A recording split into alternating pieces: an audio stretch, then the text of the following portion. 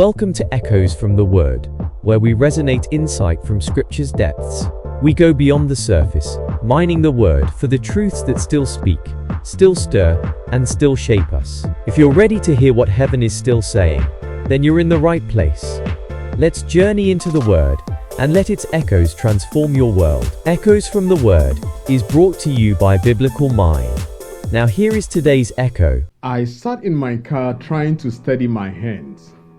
The interview had just ended, and everything inside me was shaking. Did I say too much? Not enough? As I started the car, my phone buzzed. Call me as soon as you are done. I want to know everything. We've all had moments in our life where someone was waiting, watching and wondering what became of the step we took. Maybe it was after a job interview, a final exam, a bold pitch for a business deal, or maybe it followed an act of obedience. And then the question comes, how did it go? How did you do? You and I both know that question is rarely casual. It is loaded with expectation, curiosity, and sometimes even judgment. We see this kind of moment in Ruth 3:16. Naomi meets Ruth and asked, "How did you fare, my daughter?"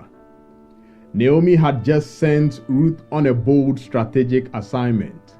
Her instructions to her were precise and purpose-filled, and if followed with humility and faith, they could change the entire course of Ruth's life. So you see, Naomi's question wasn't idle curiosity. She was longing to hear that things had turned out well.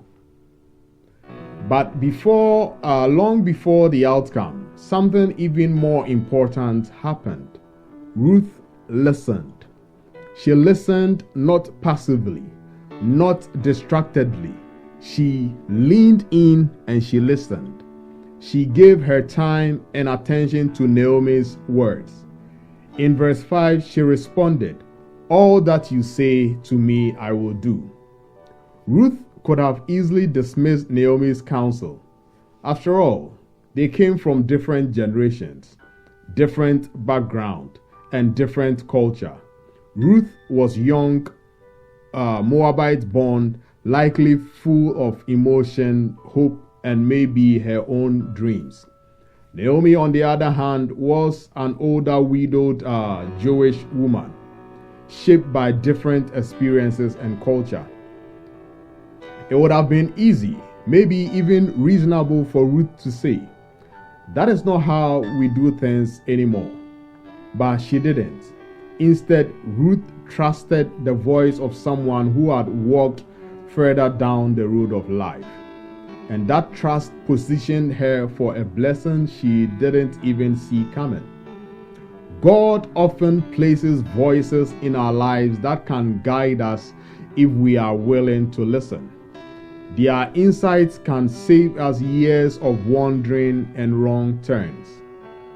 So let me ask, how are you faring in the areas that shape your life and future?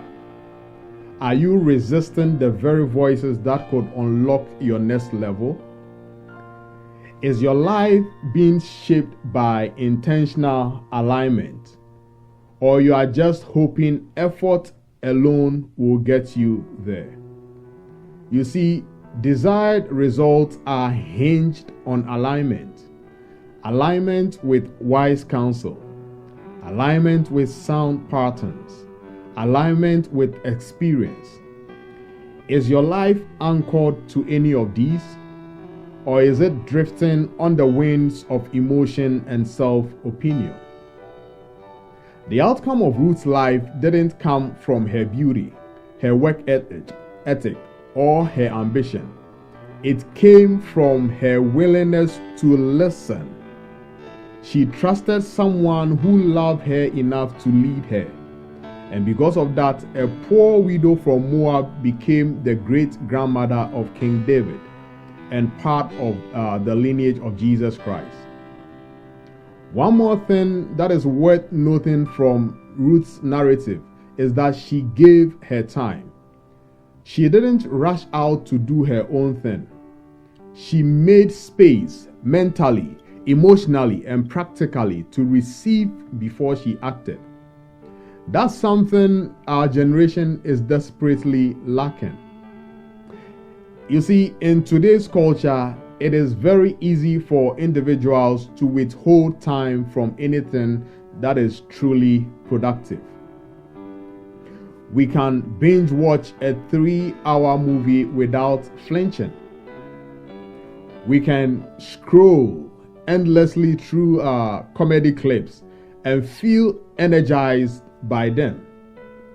But a 5-minute video filled with life-changing truth, that feels burdensome.